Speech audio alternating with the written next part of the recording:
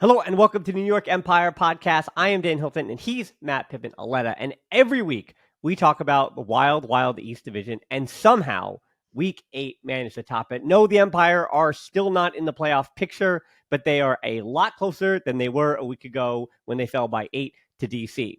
Honestly, if Montreal had actually upset Boston in double overtime, I think it could have been the craziest week in maybe East Division history. Not to say that Montreal are so off the mark, but it was just so close to really being crazy.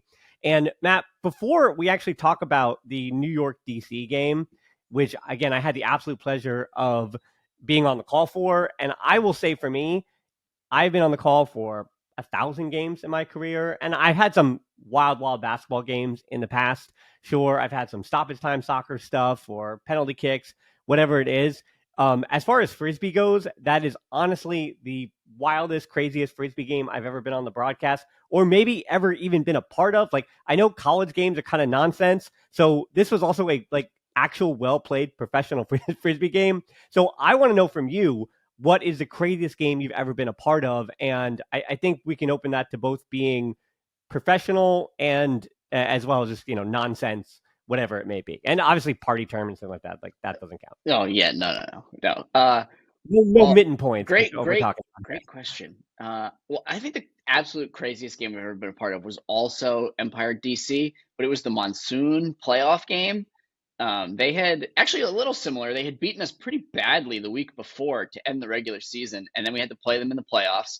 And it just kind of felt like things weren't going our way, like leading into that game. And then the weather was horrible, and we just kind of beat them down in that horrible monsoon. Nobody scored a point in the fourth quarter. I might have mentioned this before. I dropped what I think would have been the only upwind goal, or the only goal, really. Well, upwind, because DC had a bunch of chances downwind. They just couldn't do it. I dropped the only thing that would have been completed in the upwind end zone. And in hindsight, I'm happy it happened because we ended up winning. And it kept me out there for a lot longer. It kept me from freezing. I got to play like 7 to 8 minutes straight before I got subbed out in like a random timeout or something like that. So it definitely kept me from freezing. So that was the craziest game because the weather was just unreal. As far as like good games, I mean, that's got to be the Toronto win where we finally vanquished them in the playoffs. That felt a little special. But I mean, I was also a part of a bunch of overtime or one goal games at DC. Yeah, I've thrown a almost buzzer beater that I got blocked by possibly Rowan, actually, somebody big. And we lost by 1 on Long Island once. So yeah, I've been on all ends of those. Yeah, it was crazy. What was extra crazy about this game was the game didn't feel like it had a lot of exciting plays. It had a lot of good play, but something about the style and the way the teams both kind of matched up, like there were not a lot of like hucks and 50-50s where it was exciting, or it was like, oh, that's a great deep throw to somebody who's very open, or like, there weren't a lot of crazy plays. So like excitement level in terms of like a wow factor might have been a little low, but also the game was like a crazy what's going to happen the last bit. So yeah, I mean, it was a great game. It was a lot of fun to watch, just kind of a different feel to it.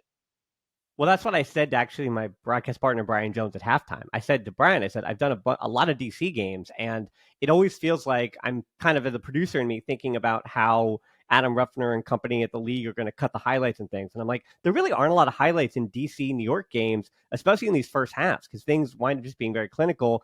And the Empire in particular will, again, we're going to get to this in a second. Some things were self-inflicted in the first half, which made it less eventful, if you want to call it that, because DC would just pick the disc up and then they would get the break or whatever they did. And that just made it feel, to your point, that, yeah, both teams are just kind of going through the motions. One was a little bit better than the other at the time. And then the highlights come out. They're almost 15 minutes long. And the highlights, well, we're 4 minutes of the 14 minutes in, and we're already in the later half of the third quarter, because that's when this game really picks up its pace. And so there were so many things. You and I tried to even go over a few of the moments beforehand. And I think the best way to go through this is we're going to do our best here chronologically. I want to go through some of the important moments in the game, because there are a lot of things that we've been speaking about this season that could have It really is. Robert Frost, it's the road less traveled by in so many of his different permutations of how this game goes. And again, there are so many moments that if they go another way, then DC wins, or New York wins earlier, or DC wins by 3, or New York wins by 3. There are so many different ways this game could have gone. So honestly, first half, not much to talk about because DC began the game up 2-0 when Saul dropped the centering pass for the second time this season on the very first O point of the game for the Empire, which the worry was that might have set the tone. And on top of that, there were early issues for Yacht, who, last week I was talking about him as an MVP candidate, and I still think that's true numerically, but his 3 turnovers in the first quarter alone was more than he had in any individual game this season. One of those was I feel like harsh bookkeeping by probably Ellie. I assume she was on the side there. Matt LeBar should have absolutely caught that one pass. I mean, that looked like zero effort. Maybe that's just weird camera angles from like the view I have as just like watching online, but I don't know if you got a different take on it from field level or something, but that just looked like the nonchalance, and like it looked like kind of just like, oh, whatever. Like for somebody who makes such amazing plays, that looked like he should have caught that 100 times. Well, sure, but that's still then 4 turnovers and a drop for Yacht in the game, to the point where, regardless of that turnover and whose fault it was, he still was taken off on an O point in the second quarter after another turn, and then returned. And once he returned, he was good after. And so we'll talk about Yacht at the end of the game. But as far as the first half went, that's what you want from a captain. That's what you want from a leader. Hey, even when I play poorly individually, because again, he was the only, other than Randolph, standout performer last week against DC. So to come back and kind of be the guy who's not playing well or playing sloppy, it was good to see him, again, kind of have that point to clear his head, figure some things out, comes back on and figures something out. I will say Jeff Wardach in the early going, DC also didn't look particularly clean while moving the disc, but while he did get quiet as the game went on, and he also made a crucial mistake, we will talk for a lot of foreshadowing here, Wardach still was this main player, very much like Yacht, to be like, well, they've been in this matchup before, and as crazy as DC and New York and the stakes of what they were, these guys have been in high-profile DC New York games, and those two in particular, seem to just, hey, this is where we've been before. We got to get our head on straight. The only other note I have from the first half was when it was 7-5, DC was up, 5:53 left in the second. It was an inside flick to Cohen from Brown. That was an absolute beauty. Just want to mention that because, again, that guy is good at throwing Frisbees. And even though I don't really have too many other positive Brown notes throughout this game, it's a reminder that he still does important things for the New York Empire. And having him healthy this week instead of last week when he was out with the concussion is night and day for that offense. Yeah, he moves really well, and I think it sets up a lot. So even when maybe his impact with like crazier throws or like really fancy, beautiful break throws isn't quite as apparent, I think just having him out there changes the whole dynamic of the team. And we saw that too. We finally got some healthy Jack Williams, and having Brown and Williams both there, both healthy. I mean, that was just a stark difference between previous weeks. I mean, the two of them doing what they're both most comfortable doing, and everybody kind of being able to play off of that. I mean, it looked like a different team. This looks and feels like a playoff team compared to some of the iterations we've seen throughout the season where it's like, well, they might be good, but they might also just be a little lower than they want to be. This felt good. Empire fans, it's that time of year again. The UFA season is here, and New York is offering season ticket packages at watchufa.com/empire. Packages include your general admission pass with merch perks and free unlimited popcorn, a disc, and a family pack so you can bring the whole household. Not to mention all season ticket passes include admission to all our away games as well.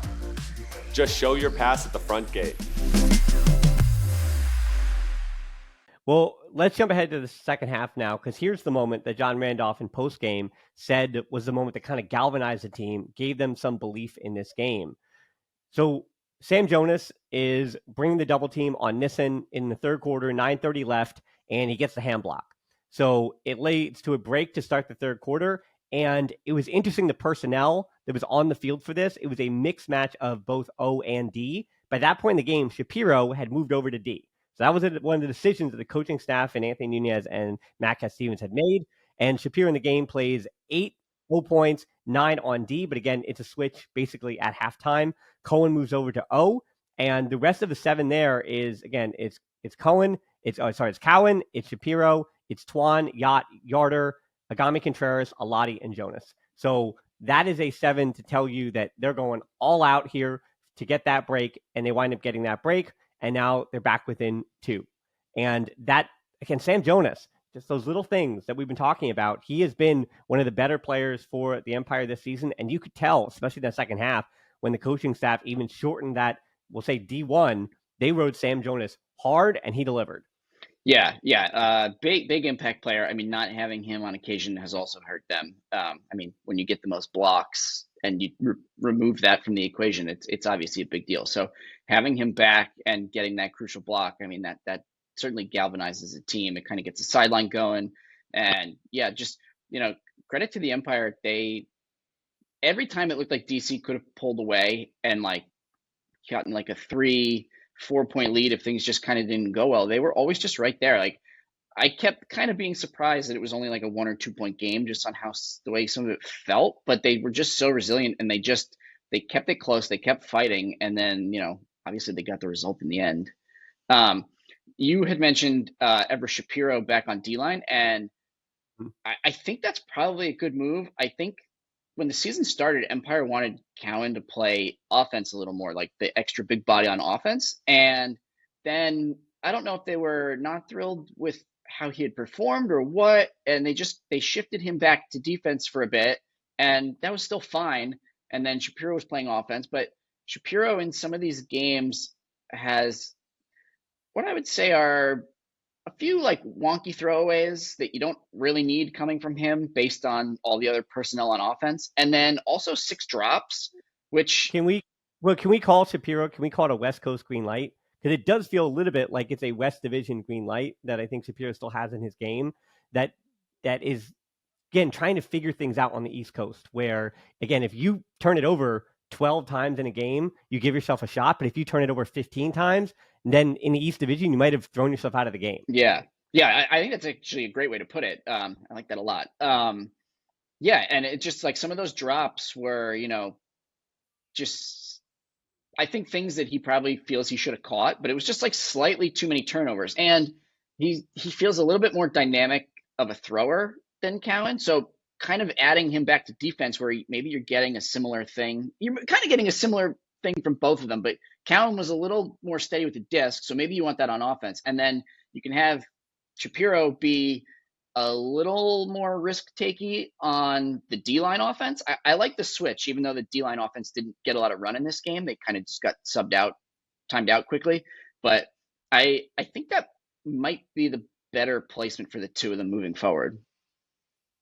Yeah, we'll see. We'll talk about Cowan again in a little bit here. So we're at 6:53 in the third quarter. It's 10-8 DC. Jack has an inside backhand, forced it to JR after really good dump defense by Jesper Tom, and then JR lays out. He then picks it up immediately, scoobers for the assist into LeBar for 10-9. So as you said, it's still a game there. Then Sam Alston, 2 big blocks in this game, one of which was in the first half, the other one in the second. And the second one was the play of Sam Alston's career. We've been talking about him on that D2. Just, you've got to have depth. You can't just run a D1 line the whole time. And yeah, he didn't even hit 10 points in the game, but he definitely made an impact with the 2 blocks. Again, this one, the highlight of his career, he winds up reaching behind his own head at 4:29 like in the third. Swoop.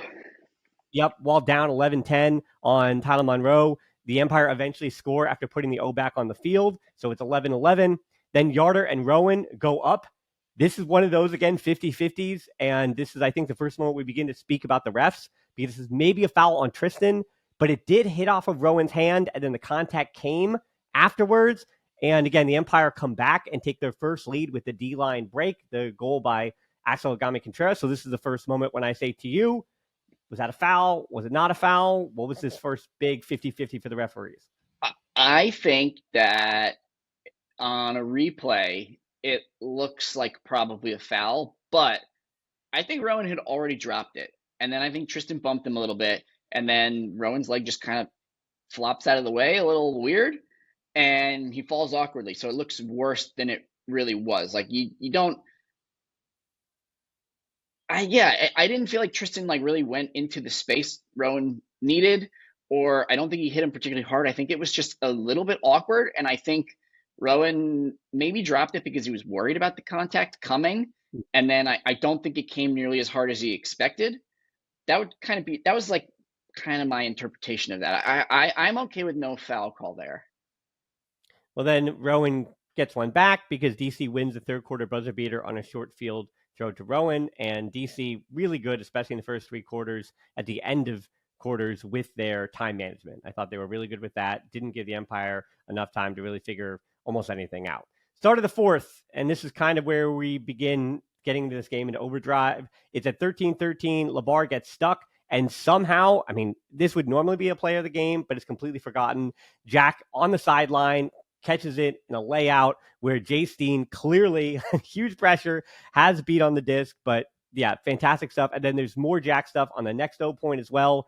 Brown floated one, and then Jack outjumped Dean. Merriman also closing in. And then after that, it's ISO in the end zone to make it 16-15. And I said it on the broadcast, that was about 5.5 minutes of Jack Williams, which was 5.5 more minutes than it felt like the Empire have gotten all season from him, not healthy. So I can say that, and I said on the broadcast, playoff Jack has to be here all season now because the Empire have to fight for their playoff lives. So playoff Jack is the only Jack. There's two Jacks this season. It's injured Jack, and now hopefully the Empire is playoff Jack. Those are the only versions of Jack Williams you get. And we saw when that flip was switched where he's like, oh yeah, now I'm comfortable with Calvin Brown. I've got a few reps here. This is Jack Williams. This is me taking over.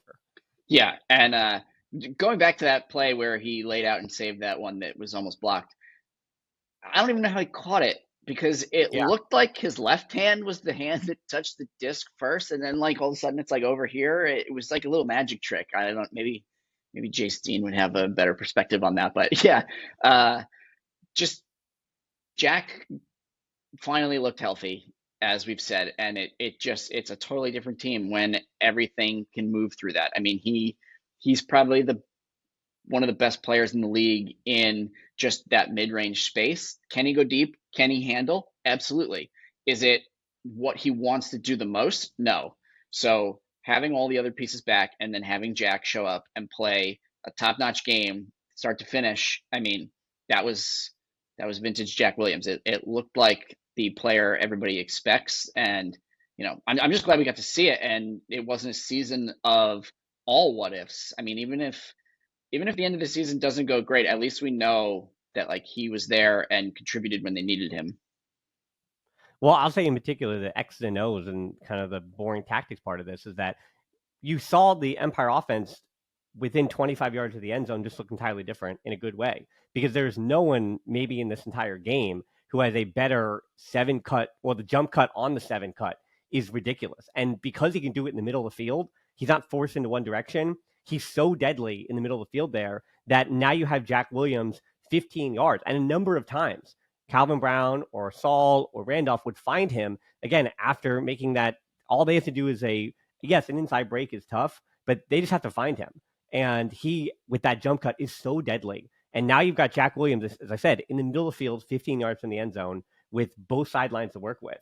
And that's just such a fortuitous spot to be in for your offense. And we saw even in overtime that was kind of the mission. Let's get Jack in the middle of the field, 15 yards from the end zone, and then our red zone offense can go to work, because the Empire's red zone offense was better than DC's in this game. That, and then the Hawks was the big difference. But before we get to the Hawks here, so we're not even done with the fourth quarter yet. Empire get a stop. It's a rare mistake by Wildest that we talked about before. He puts a hammer too far with 1:29 remaining, and then it's here's the biggest moment of controversy. Maybe no, actually, at least in regulation time. Maybe no controversy, but my head was almost exploded. So I'll let you continue. Set the scene. Yeah, it's a stall out, and this is confirmation of what happened. It's a stall out because Cat Stevens and Alatti, because Alatti is obviously looking to head coach Matt Cat Stevens. He's going to call a timeout. He's standing next to the referee, but both of them thought the refs would count them in. So Cat was trying to waste as much time of the 7-second stall count as possible to try to take the clock down, but the refs were already counting the stall on Alatti. So as the clock was continuing to tick down, which it was, the stall count had already begun. So it winds up being a stall out before Cat calls the timeout. And then obviously DC is on the doorstep. and they score.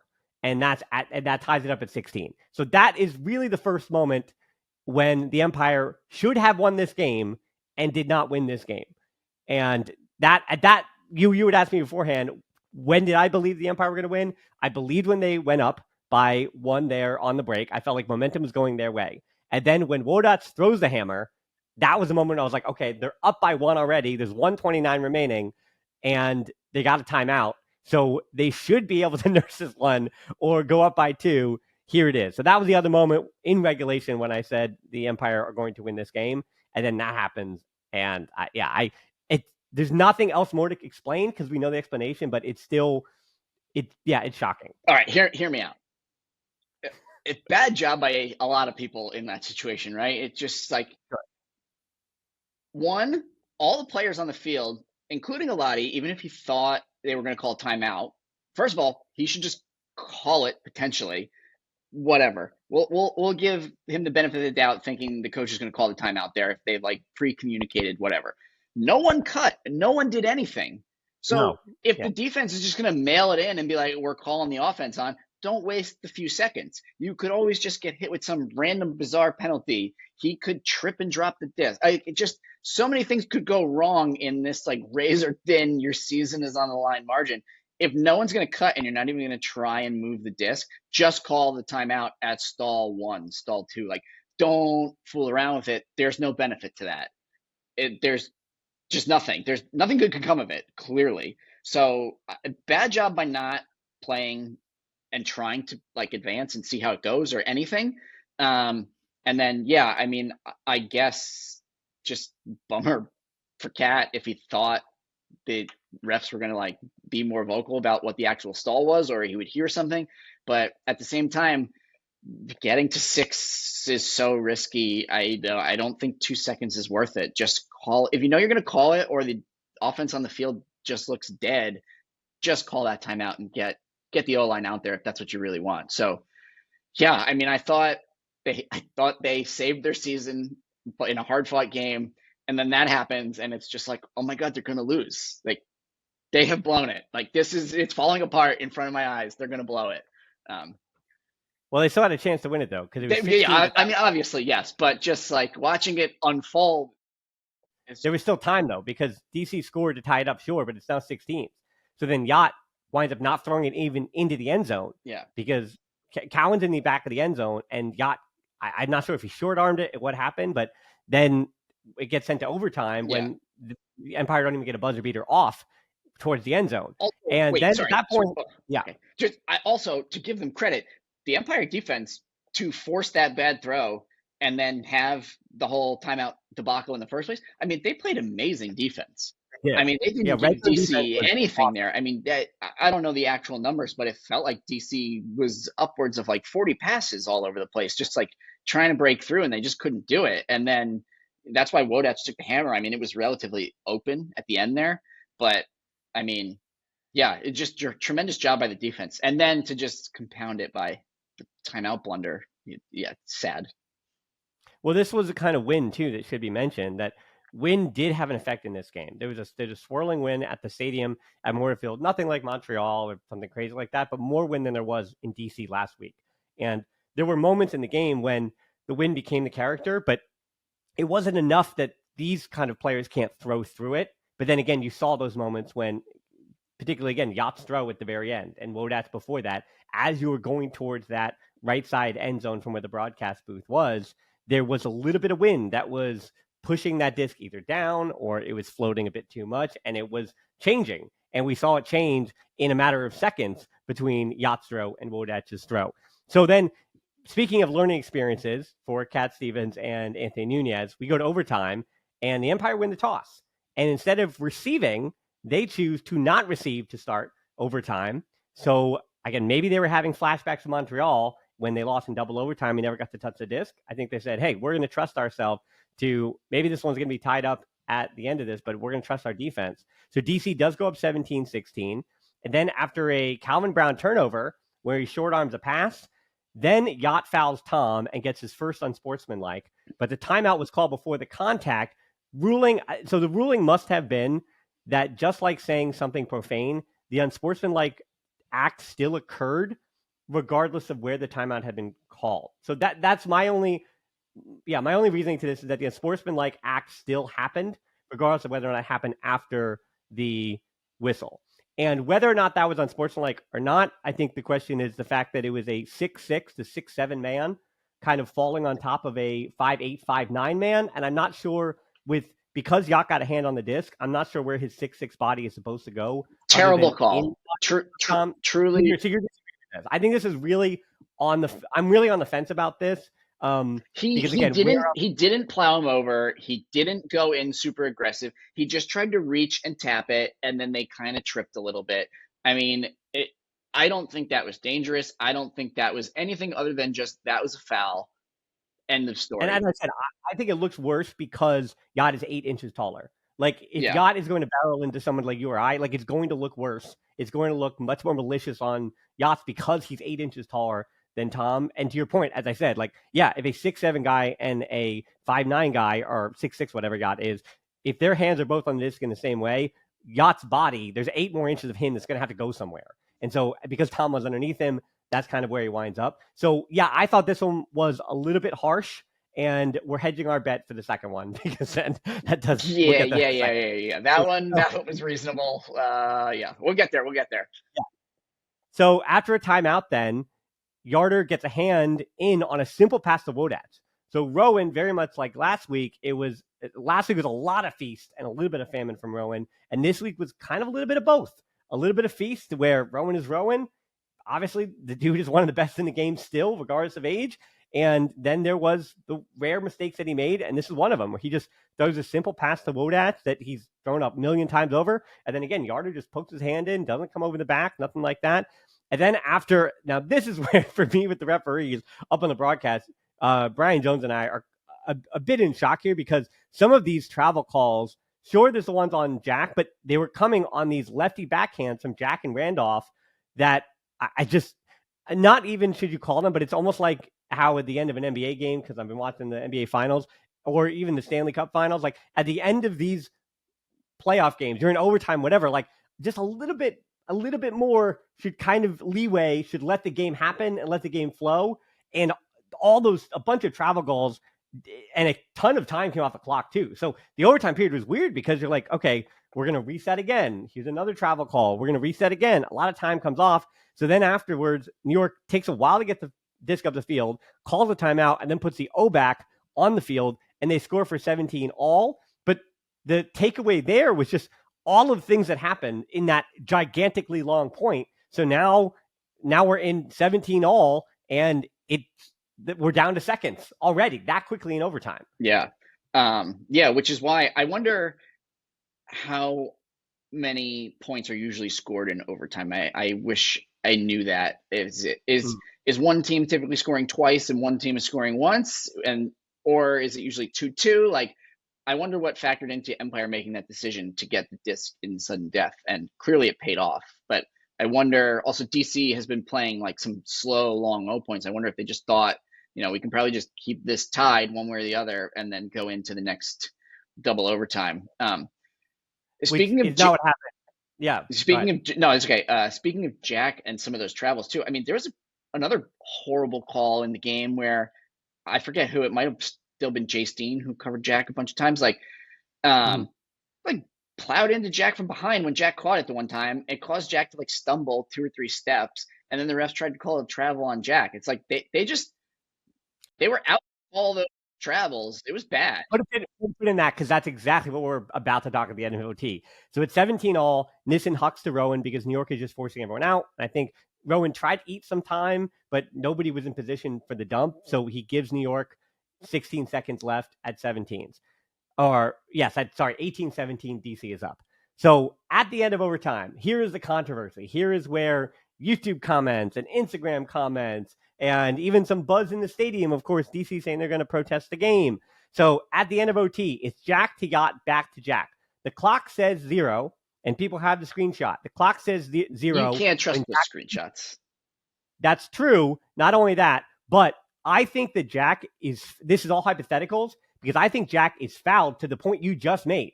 Because even DC was calling for travel. No. I think Jack is fouled with 1 second remaining, And I think what the refs allowed him to do was basically what they would have done if they had called the foul. And that is reestablish his pivot foot and get the throw off. Because either way, that is a foul with 1 second remaining. And then he gets one throw to the end zone at that point. And I still trust New York in that. And obviously DC is going to fight like, hey, we're going to defend that one throw. Sure, whatever. But I think it was much better this time for the refs to play on and not call the foul with 1 second remaining and allow Jack to get that throw off, regardless of whether it was 1 second or 0.000, whatever it was, 0.0001 on the clock. And he gets it off to Yacht into the end zone. It's 18 all. So this is, this is the Empire podcast. We're super biased about this, whatever. No, I'm not biased. No, I think either way, I think that Jack would have been fouled with 1 second remaining. And I'm glad they just allowed this to be play on with it could not have been closer to 0.000 on the clock. So I don't think that DC has a case in protesting that call at that moment.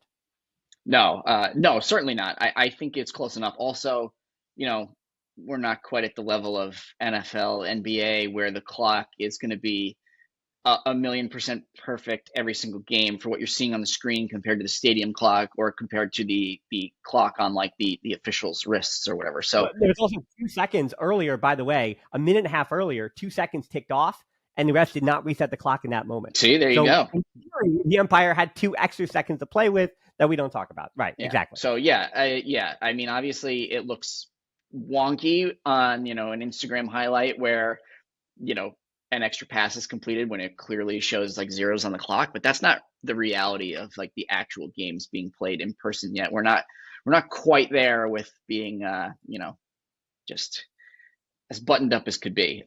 What was interesting about that play, not just the time, was, somehow you end up with Ben Yacht just like uncovered strolling into the end zone. And it makes total sense the way the play developed because DC needs to be in the end zone blocking all the people who might receive like the Hail Mary, whatever throw might come down somewhere. But everybody was like kind of congregated on the other 2/3 of the field. And Jack just has space and he just throws like a really nice floaty throw for Ben to just like trot onto and score. And it's like just not the buzzer beater I was expecting. And it's just like really kind of a chill moment in what was probably like, I'm sure they felt frantic, like, there goes the AirPod. But yeah, it ended up being, just like a chill way to bring it to sudden death overtime. Hey Empire fans, ShopEmpireUltimate.com is your home for all the latest Empire gear. From hats to hoodies to discs and coaching, ShopEmpireUltimate.com is the best place to get yourself ready for the next Empire game.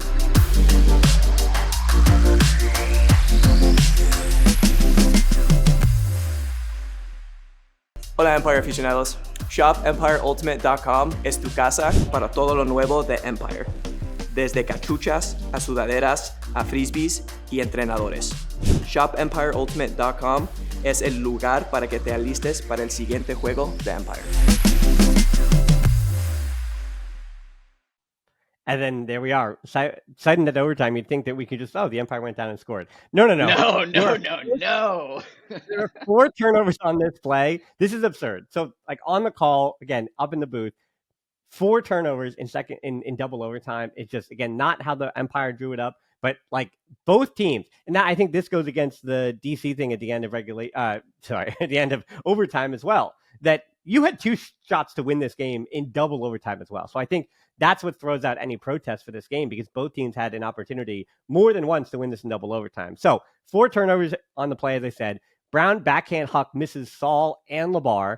Then the Breeze take their timeout. They put their O back on the field, but they're back in their own end zone. Now Yacht lays out into time on, and I don't think we need to litigate this. This is definitely an ejection. That one was bad. I mean, in a vacuum, that play itself is not an ejection, but it was one of the 2. So I would just like to say congratulations to Ben Yacht for doing the number 4 jersey proud. We are the only players in Empire history to be thrown out in a game. We've both worn number 4. We've both been tossed. I know he tried previously, and Bryce Merrill, used the integrity rule to uneject him in Salt Lake. But I'm very happy now that Ben has aspired to my level of greatness. Well, I will say Ben Yacht also didn't protest, didn't argue. It was he knew it was wrong, and he knew he had the unsportsmanlike before. So yes, the first one is the argument, but once the second one happened, he knew he was gone, so he winds up just leaving the stadium. Yeah, and fair play on Yacht on that one. I hope that I don't have an update on Tyler Monroe, but I'm hoping again he landed on the wrist. Hoping he's okay. Obviously, I want the best competition available for all the teams that are fighting for postseason play, and especially a player like Tyler Monroe. Just want him to be healthy. Okay, so after that happens, though, then it's DC on offense. So after a few passes, Roy overshoots the reset around. And this is really the one big mistake by Roy in the game. And then Jack is easily able to intercept it. So I'm not sure if Norbum was just too far away or Roy just saw players going to the backfield and it floated maybe a little bit. But Jack just, easy interception. It was hard to tell who Roy was throwing that to because there were two players coming down and Jack kind of split the difference and just beat them both to it. I've been in that situation as a thrower where, you're looking, you see somebody coming and you're like, okay, I could throw this. And then it's like, oh, but that person further away might be a better, safer option. And you just like can't work it out and decide quick enough as you're like stepping around and throwing. And then you kind of just put it in between and hope somebody will get it. Except this time you have a healthy Jack Williams running down the gut there and he just picked it off. Well, we're not done yet. No. Then New York takes out, and then the O-line for New York comes back, and then Jonas stays for Yacht because Yacht has been ejected. That's an important note that Sam Jonas was chosen earlier in the game. It had been Agami Contreras who'd been chosen, and then Jack is literally on the end line at that point. He is forced back out to LeBar, and LeBar then throws it away on a high stall count that Tom then intercepts. So the Breeze at that point, this is important, don't have their timeout anymore to bring back the O. So it's now the D-line for DC that has to march down the field. An injury then takes off Tom for Nissen and the bar for Agami Contreras.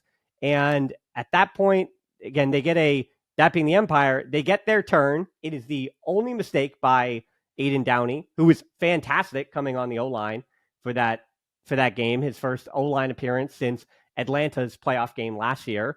So Downey comes on he's on the field already, but he makes a mistake right into the hands of Cowan. And the credit to the defense for the Empire here is, again, that comes on the 16th total throw of that possession. So from the moment that New York turns it, with all the timeouts and all the other stuff, it's 16 throws, and they wind up getting that turn.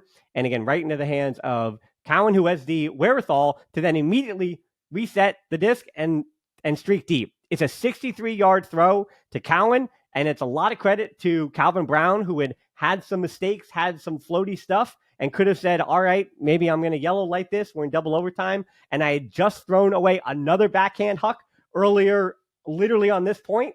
And he doesn't. He instead lets it go anyway. And Cowan makes a fantastic one-handed grab and dumps it to Randolph. And then this one is low. And I messed up the call because I didn't know if this one hit the ground. So instead of saying, I wanted to say John Randolph and Sam Jonas. So as a broadcaster, I'm going to be kicking myself every time I hear this because this is definitely a highlight. And Sam Jonas snags it off the floor for the winner. And that's it. And the Empire somehow I said it on the broadcast, I'll say it again, they saved their season because that would have been probably curtains on the Empire's playoff hopes, but they saved their season 1918 in the wildest game I've ever been a part of. But yeah, I mean, even the catch by Cowan to take Nissen where he did, and then to catch that is apex of a guy who is 6'5". So Yacht and Cowan are the only two guys on the field who are going to come down with that throw. Yeah. It looked like maybe he could have run a little more over and like let it come down to him. But I definitely you could see like if the wind is pushing it a little and kind of floating it up and there's pressure, you want to go early enough to not have a chance at it. So I get why he went for it instead of maybe trying to stride it out a little bit. But yeah, I mean, in the end, it was a great catch. And yeah, then you take a nice deep exhale and somehow here we are with a W. You don't even know. It was just such a roller coaster. Well, there's also little mini decisions too that I just want to mention here. Like for DC, they were in a tough spot for other reasons. Their coach Lauren Boyle had to leave before the game. They also lost Grovich, and Isaac Lee also had to leave right before the game. So they go through the warm up and then have to exit. And as we said, Tyler Monroe also unavailable when DC needs him late because of that second bad foul by Yacht that got him ejected. And then DC had also already lost their leading point getter in Cole Jurek to injury in the fourth quarter. Yeah. So he's not playing overtime or the double overtime period either. And as I said, Aiden Downey, really good on offense. 1 turnover in the whole game, and it was the one in double overtime. Other notes here, Jack looked healthy again, as we mentioned. 3 goals, 3 assists, 1 block, a +7. Also, most importantly for me, with the 447 yards, 0 turnovers for Jack Williams. John Randolph, superstar performance. And I think this is kind of the moment we should kind of probably talk about John for a second here. 3 goals, 6 assists, a +9, 578 total yards. Again, 0 turnovers. John Randolph playing some clean ultimate here. And also the way that between Randolph, Saul, Brown, and Jack, having the 4 of them healthy allowed the Empire to play that dominator set that they've been missing all season long, which meant that whoever had Jesper Tom on them, that player would then push to match up downfield to look to punish that matchup because of the height matchup. And Tom never went on Randolph, but the other 3, either Brown, Jack, or Saul, whoever wound up getting even through a switch on Tom, they would just streak it deep. And the Empire said Huck-wise were punishing DC for not having Miles Grovich in the game the way they did the week before. So again, that is just good coaching to me on the fly as they're figuring those things out. And again, so between coaching and John Randolph, there were a lot of good things happening for the Empire that, as Randolph said, they were seemingly on the fly in that game in the second half, figuring things out that give me hope for the rest of the season. Yeah. One of the things I had said going into the season was, it seemed like they had a lot of good pieces and it was just going to take a little time to like tinker and figure out where everything should go and how it's all going to function. And, now here we are. It seems like they are figuring it out in a way that is making the most sense to get kind of the most value out of everybody. I know the process probably took a little longer than they wanted because they had some people unavailable or injured. Even this game, no Marquez and no Oliver Fay. They could have used those bodies big time. Oliver Chartok? Yeah, Chartok, right? Yeah, hurt last week. Yep. So, yeah, but it's all seeming to fit together really well. Yeah, aside from the timeout blunder, I think the coaching was actually really good in this game. I think they shifted pieces to the right spots. I think they game plan the right matchups. It just seemed like. Also, I liked Tristan Yarder on Rowan for a bit. It just seemed like he kind of gave him like the right amount of agitation, just to like slow him down just a little bit. Rowan's a really tough cover, and I don't know if you would think to put Tristan on him as like the natural fit there, but I liked those matchups. I thought it went kind of well in the Empire's favor. Yeah, Tristan he's quick, but he's not necessarily the fastest, but he's sneaky athletic, I think. I don't even know it's sneaky. Like Tristan Yarder is just a good athlete. Yeah. He's been a good athlete, and he's just a good athlete, and he plays kind of as a big, and I think that's what's made Rowan so hard to guard, because you watch him play, and he does have a small ball style, but you've played against him, and you stand next to him. That guy is huge. Like he's a tall, long, big player who's able to play. That's what makes Rowan one of the best in our game. That he has the skill set of a 5'7" guy, and yet he's whatever he is, 6'2", or even if he's 6'1", like he's a lengthy and tall and mobile 6'1". So it is a really hard cover. And some of the players that we've seen that the Empire have thrown at him have been everyone from, again, Jose Holoro probably did the best job I can think of on him. I would agree. In the last 5 years. And so, trying to kind of stuff out his small ball stuff, and Tristan doesn't necessarily do that for you, but Tristan has the ability to take away a little bit of everything. So a little bit of the small ball, a little bit of the deep stuff. And I think Tristan is just an all-around good defender. And I think that's kind of what you do against an all-around really good superstar offensive player. Yeah. Tristan got burned on one deep shot towards the end, but in general, I like the Empire game plan of kind of letting DC throw as many passes as they wanted in short space and just kind of limit the major damage. They let them small ball in the slightly windy conditions, and even if it didn't result in a ton of turnovers, it just the fatigue of having to do that all game kind of pays off. Well, it's also a credit to, again, coaching staff decisions that have to be made. So Arthur Aquan, who, apologies, both he and Tehez Murthy, who I struggled to get their names right.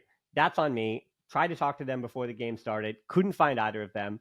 So here we are. I even asked, I'm gonna UMass teammate Ethan Lehman a little bit here. I did ask him how to say his own teammate's name. He wasn't sure, so I'm going to call on that one. So please learn your first and last name of your college teammates and your Empire teammates. But anyway, he makes his UFA debut, and it almost became a running joke because every time he would go to pick it up, they would call a timeout on him, which is fine. Yeah. But it's funny because, again, he plays 12 points in this game, and of those 12 points, he winds up playing as kind of the rabbit in this junky little zone thing with Auletta. So that means I'm making my UFA debut on a bigger field, and I got to be conditioned as all at heck because, again, he was not really playing on a mark. He was just kind of forcing throws into the backfield and stepping to the mark at stall, whatever it was, 2 or 3, and just forcing as many throws as possible. So he was trusted to do that job. Instead of Marquez Brownlee, they trusted this UMass college rookie to do this. And if you had told me that the Empire win in double overtime, having played 12 points for Arthur Aquan making his UFA debut, and he winds up playing 7 more points than both Max Shepard and Gavin May, who again were big signings, big starters on other teams last season, I would say I don't know what the coaching staff is necessarily doing here, but you know what? For the role that he was asked to do, it's not the role that Gavin May and Max Shepard would have been asked to do or could have done. So it's the coaching staff and Anthony Nunez and Matt Stevens say, hey, we need buy-in from everybody. And if everybody buys in on this, this is what we need this kid to do. We need this kid to run around and kind of be the rabbit and force as many throws as possible. That's not the personnel that Shepard and May are. So this is who we're going with in these instances. And so he winds up getting a ton of crunch time moments. And it's so interesting because, to your point, Marquez Brownlee is going to come back into the fold, and potentially Oliver Fay as well. And where does that then put Aquan? Maybe out of the 20. Maybe he doesn't play, or maybe he's playing over his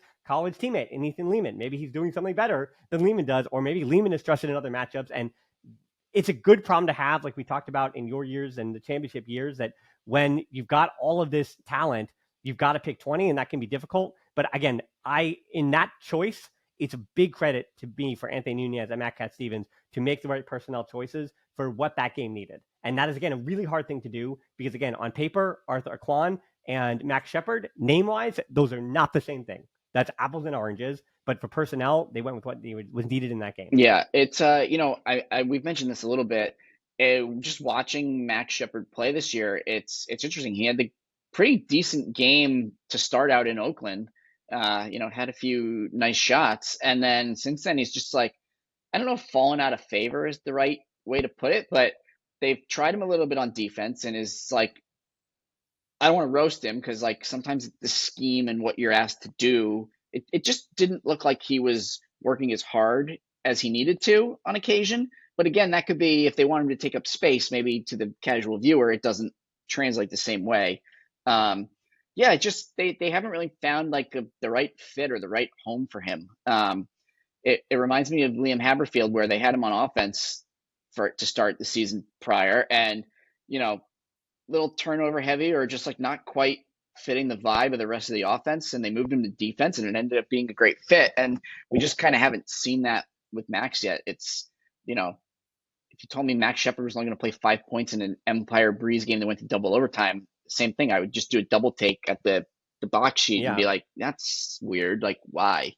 So yeah, I think when you're an O-line specialist, and I know it's different because you were on the team prior, but we do talk about when Grant Lindsey winds up joining the Empire, that put you in a weird space, in a weird limbo. And so I think you're a really good example of someone who's saying, I'm an O-line player, but here I am, like, I have to fit in on defense here somewhere because I'm not on the O-line. Yeah, so Brian Jones took over to coach 2019, we got Jack Williams and Grant Lindsey. Obviously they were both going to start over me on offense. So that's fine. I'm not too upset about that. But yeah, so I thought I was maybe going to be like the 7th or 8th guy on offense still. Not really how it shook out. They moved over Ben Katz, whatever. Brian asked me, like, are you cool with playing defense? Like, maybe you can help the D2 line or this or that, whatever. So I was all for it. I didn't do a ton out there on defense. I felt like I executed the game plan frequently. I got a few, like, what I'll call blocks that I felt like were very scheme oriented. I did my job and I tried my best, but yeah, it's like, it's you just have to be willing to fit in and kind of find your role. And it's similar because you would think Max Shepard would just be on the offense, but I mean, also playing on a lot of those Pittsburgh teams where he was one of the best players, a little turnover prone, and now we're in the East, like we mentioned with Ever Shapiro, and it's like you kind of can't have a few of those turnovers because DC will bury you or Boston will bury you. So it's like kind of just like fitting in the right pieces in the right space. It's just an interesting kind of mix the way it all shakes out. Yeah, so how it all shook out as we kind of wrap this show up. Again, the Empire moved to 4-5, and DC is now at 4-4.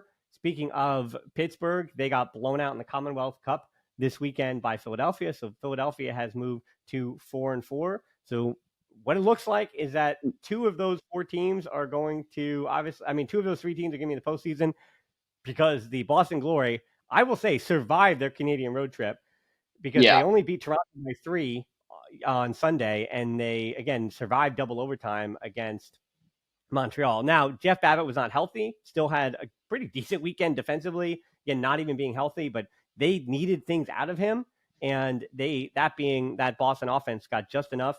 I thought that the stars for Boston showed up, but their depth kind of struggled on the road in some windy conditions. But then now we look ahead to Friday, free Friday Frisbee Friday. There we go. It's Free Frisbee Friday on YouTube. It's going to be Evan Lepler will have the call for you on YouTube at the stadium at Memorial Field. So please get your tickets, 7 p.m. on Friday night. It's Toronto at New York, part 2. So New York, they let Toronto get them on the road. And the way that Toronto played against Boston, but the way that Boston played against Toronto, I feel like I have no idea. Yeah, there you go. Yeah, I was like, you're going to prognosticate all of this? Like, there's just so many levels of all this. It's Boston, and, could they win all the rest of their games for the regular season? Sure. Do I expect it? Not necessarily, because everybody's kind of fighting for their life, and they're probably safe. But, yeah, I mean, at 4-4, 4-4, 4-5, 3-5, 2-5, it's like everyone is still just going to be punching each other in the face. It's wild. Philly's definitely cooled off a little bit. Their wins don't look quite as good when you kind of compare it to some of the other teams in the division. If I had to guess, I would say I think that the Breeze and the Empire are going to be the two teams that make it to the playoffs. But everybody has a tough road. Everybody still kind of plays against very good competition and against each other. So how it's all going to shake out is a mystery. But that's my leaning. That's kind of what I feel. Well, yeah, the Empire still have Philadelphia and Boston at home then to finish the season after playing against Toronto. And then again, DC, they still have to host Montreal. They're at Boston. They host Boston. And they're at Philadelphia. Yeah. So, yeah, Philly, New York, and DC are pretty much going to side it against each other. And it's so shocking to me to think, but it's true, that Boston could go 12-0 in the regular season, and it would not surprise me if they got upset in the East Finals.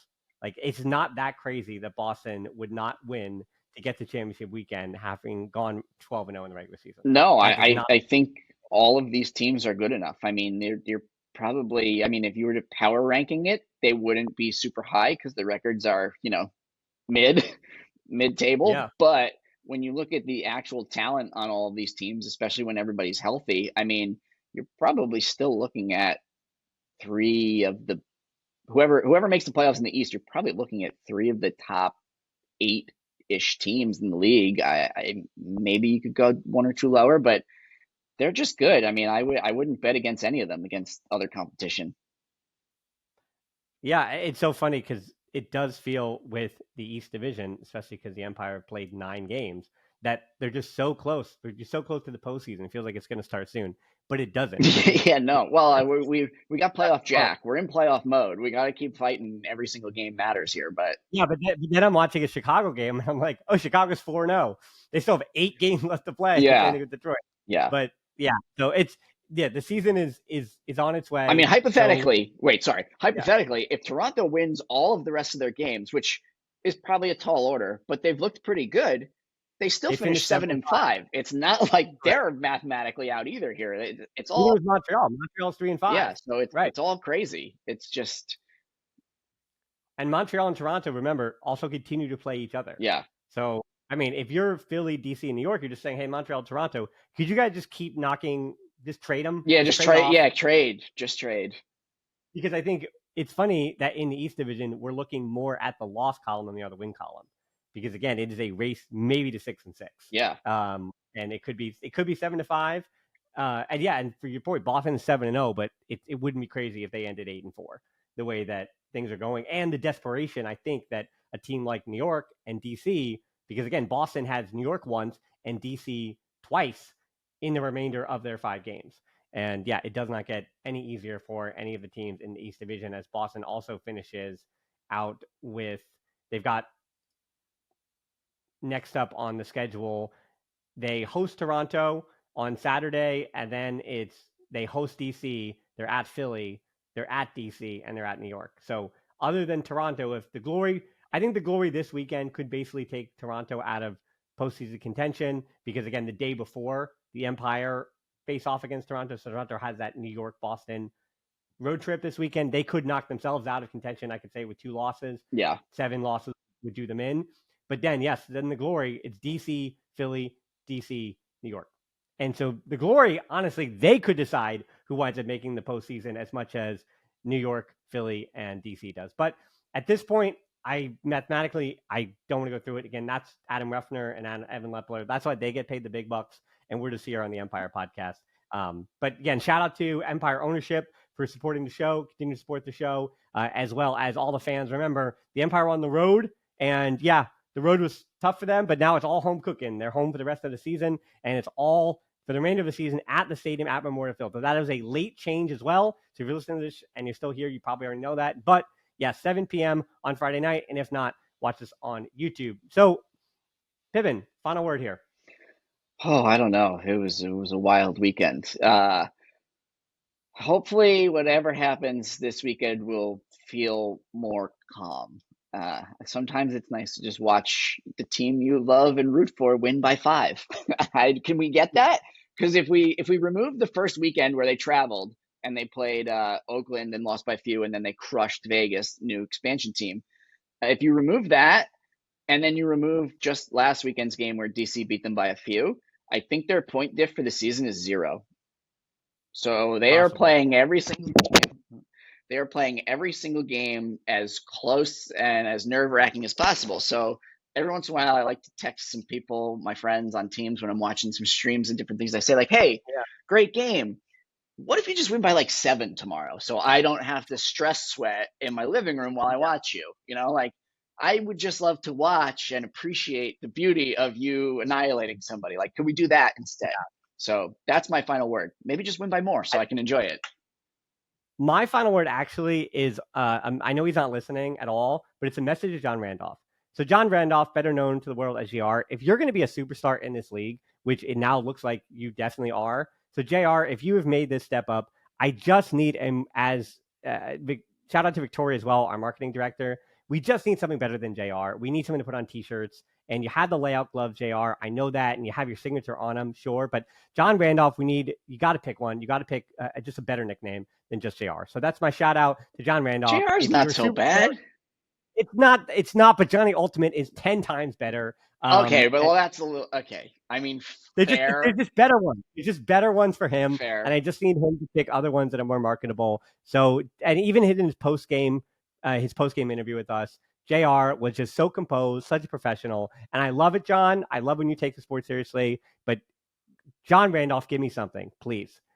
You sweet brownie motion boy, just give me something. Maybe so take some lessons from Yacht and learn how to, like, little motorbike celebration or the triple spike. Just you got a whole depth of experience to lean on there. Maybe he could take him under his wing. Hey, John Randolph's got the personality of an OKC Thunder at the moment, for a basketball reference. And hey, if they win championships, then so can John Randolph. So again, the Empire will be Friday Night Frisbee on YouTube and 7 p.m. against Toronto at the stadium at Memorial Field up in Mount Vernon. So we will see you there. And everybody, until next time, for Pippin, myself, have a good one.